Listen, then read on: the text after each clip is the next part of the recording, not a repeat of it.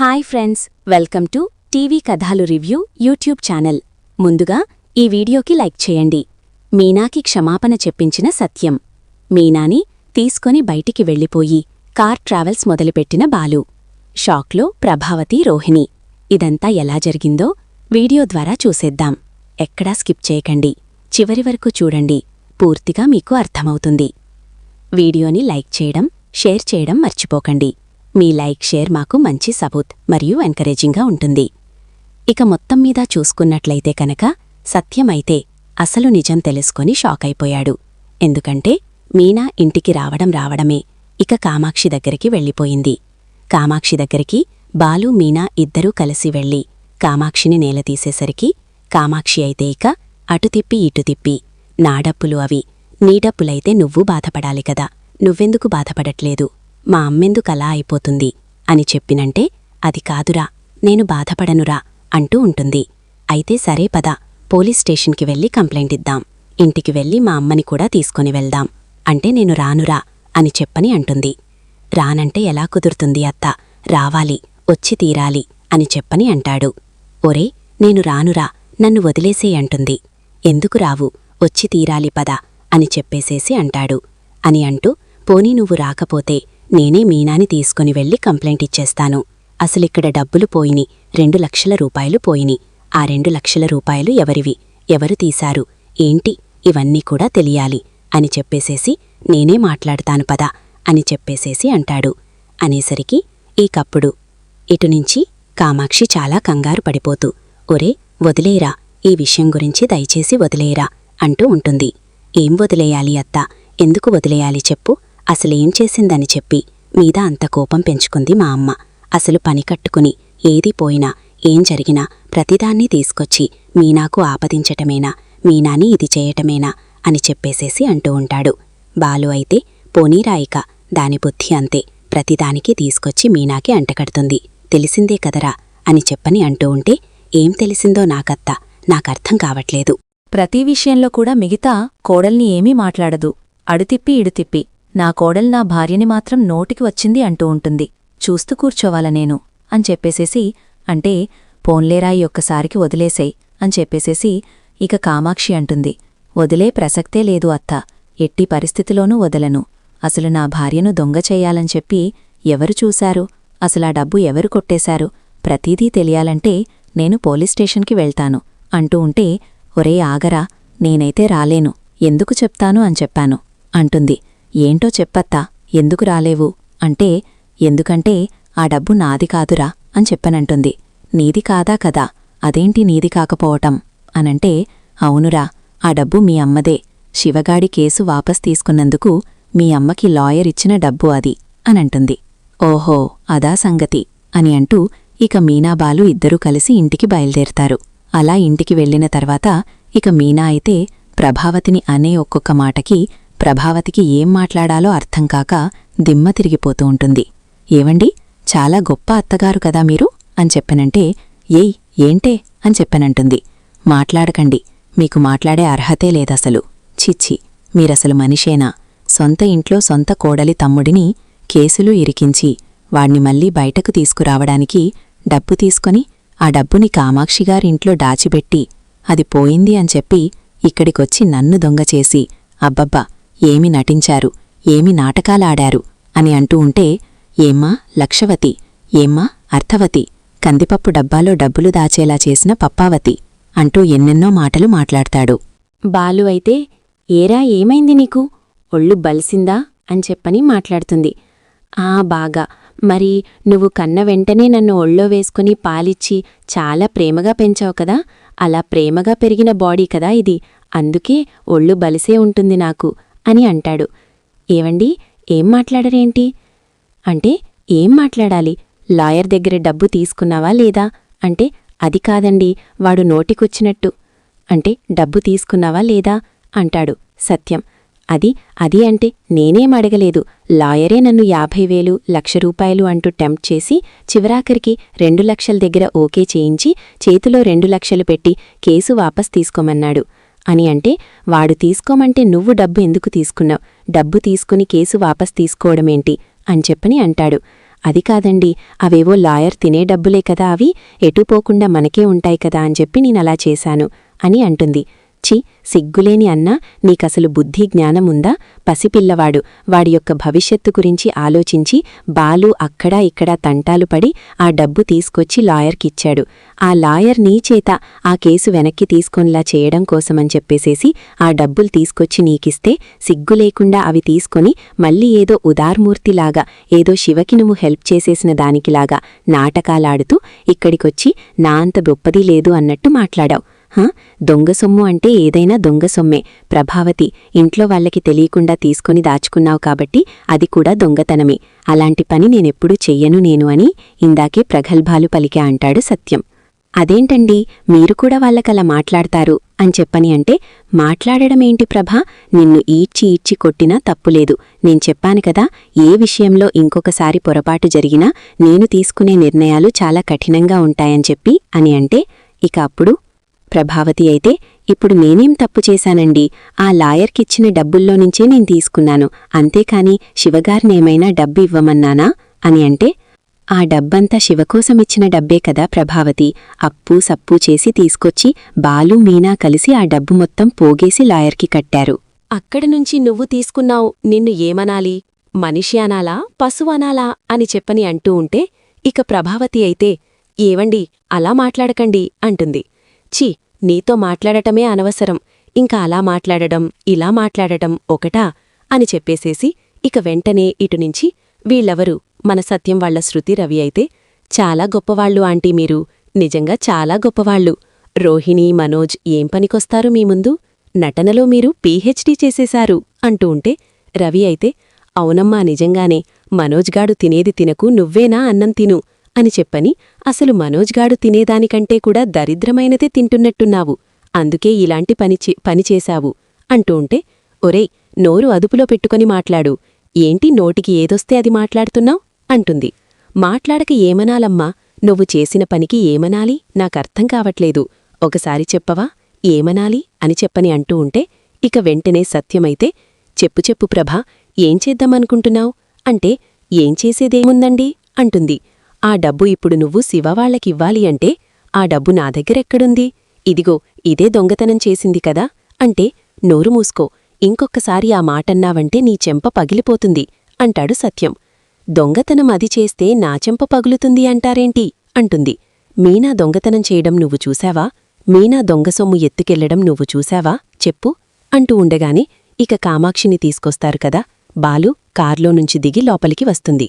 ప్రభావతి, నీకొక విషయం తెలీదు, అసలు నువ్వు డబ్బు ఇచ్చిన తర్వాత ఇంటికి ఎవరెవరు వచ్చారు అని చెప్పేసేసి బాలు అడిగే వరకు నాక్కూడా ఐడియా రాలేదు.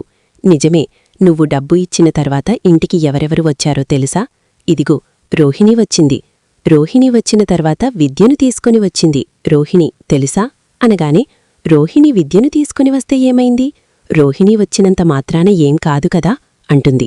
అలా ఎలా చెప్పగలవు నువ్వు, ఆ రోజున రోహిణి నాతోటి మాట్లాడినప్పుడు, అసలు మా అత్తయ్యగారు అంత ఈజీగా శివకేశిని ఎలా వెనక్కి తీసుకున్నారు అని చెప్పేసేసి అడిగినప్పుడు, నేనే కాస్త నోరుజారి 2 లక్షల రూపాయలు తీసుకుంది అని చెప్పాను అనిగానే, ఊరంతా టంకేసి చచ్చావా అంటుంది. అలా చెప్పిన తర్వాత తెల్లవారే విద్యను తీసుకొనొచ్చింది, ఏంటో డాన్స్ కాంపిటీషన్ అని అదని ఇదని మనల్లే మార్చింది. ఏం జరిగిందో మనకు తెలీదు. నేనా రోజు పెట్టడం, మళ్ళీ నువ్వు చీరలకు డబ్బులు కడదాం తీయరనే వరకు కూడా నేనా డబ్బా తీయలేదు. అందువల్ల ఆ డబ్బు కరెక్టుగా నేను డబ్బా తీసే టైంకి మీనా వచ్చి వెళ్లటం వల్ల మీనానే తీసిందేమో అనుకునే పరిస్థితి వచ్చింది అని చెప్పననేసరికి, అప్పుడు ప్రభావతి, అయినా కూడా రోహిణికేమవసరం, రోహిణికి బోల్డు డబ్బుంది అంటే, అవునా బోల్డు డబ్బుందా, నువ్వెళ్ళి చూసావా అనంటే, చూడాలా ఏంట్రా, ఇప్పటికిప్పుడు కావాలన్నా 10 లక్షల రూపాయలు అవలీలుగా తేయగలుగుతుంది అంటే, ఎక్కనుంచి తేవాలి నా మన్ను మోసనం అని చెప్పేసేసి ఇక అనుకుంటూ ఉంటుంది రోహిణి. అయితే ఈలోపు మా ప్రభావతి, అంటే అందుకోసమే నేను మీనా తీసుంటుంది అని చెప్పి అనుకుంటున్నాను అంటే, ఆగు ప్రభా, ఏం మాట్లాడుతున్నావు ప్రభావతి అని చెప్పేసేసి కామాక్షి అంటుంది. ఎందుకు అంటే, ఆ డబ్బులా మీనా తీయలేదని చెప్పేసేసి బాలు ఖచ్చితంగా చెప్తున్నాడు. ఎందుకంటే మీనా ఏంటో మనందరికీ తెలుసు, తనది కాని వస్తువే అంటుకో, తనలాంటిది తన కాని రూపాయి అంటుకుంటుందా ఏంటి, కష్టపడి పూలు కట్టి రూపాయి పోగేసుకునే మీనా మీద లేనిపూల అబాండాలు నువ్వేయకు, నువ్వే వేస్తున్నావు కావాలని చెప్పి అని అంటూ ఉంటే, చాల్లే నువ్వు కూడా వాళ్ల పార్టీలో చేరిపోయావా అంటుంది కా ప్రభావతి. అన్న తర్వాత ఇప్పుడింతకీ విద్యను తీసుకొస్తే అసలు విషయం బయటికి వస్తుంది అని చెప్పి అంటూ ఉంటే, తీసుకున్నానక్కర్లేదు, పార్లరమ్మా ఆ విద్య నెంబరిటు అంటే, నా దగ్గరుందండి అంటుంది మీనా. ఫోన్ చేయి మీనా అని చెప్పనంటే బాలు నెంబర్ నుంచి మీనా విద్యకి ఫోన్ చేస్తుంది. ఫోన్ లిఫ్ట్ చేసినటువంటి విద్య హలో అంటుంది.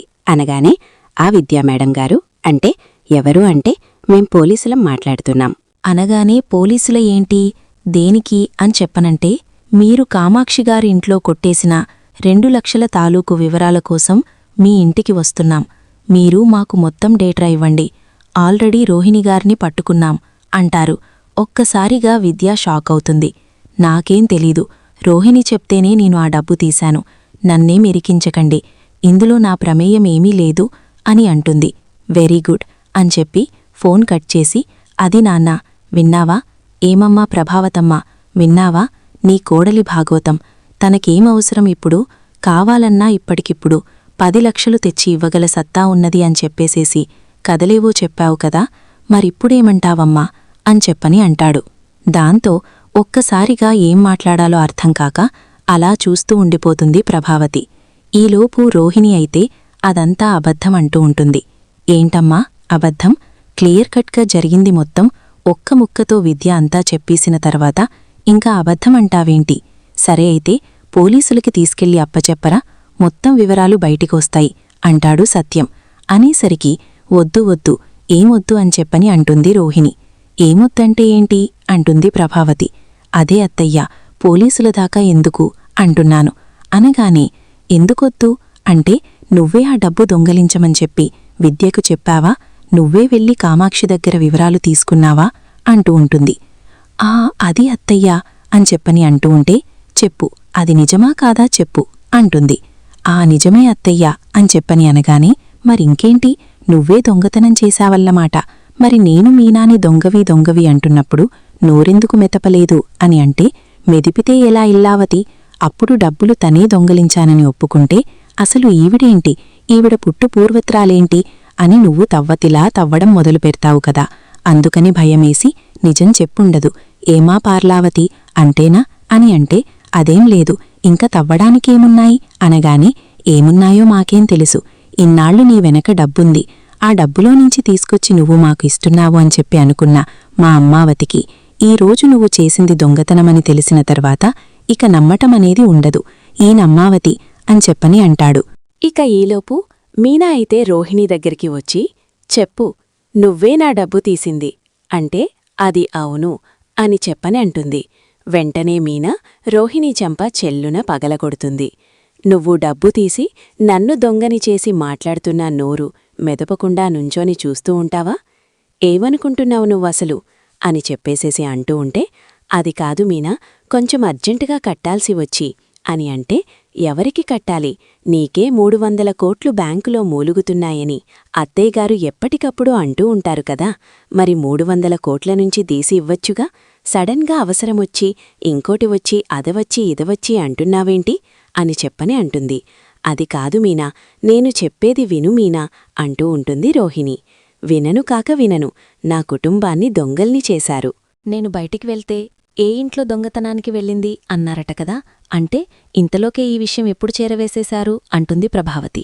నోర్ముయ్యా మాట్లాడక, ఇంకా అనేవన్నీ అనేసి మాటలు పట్టానికుంది కదా అని చెప్పి నోటికొచ్చిందంతా అనేస్తారా అని అంటూ, ముందు నువ్వు మీనాకి క్షమాపణ చెప్పు అంటాడు ప్రభావతిని.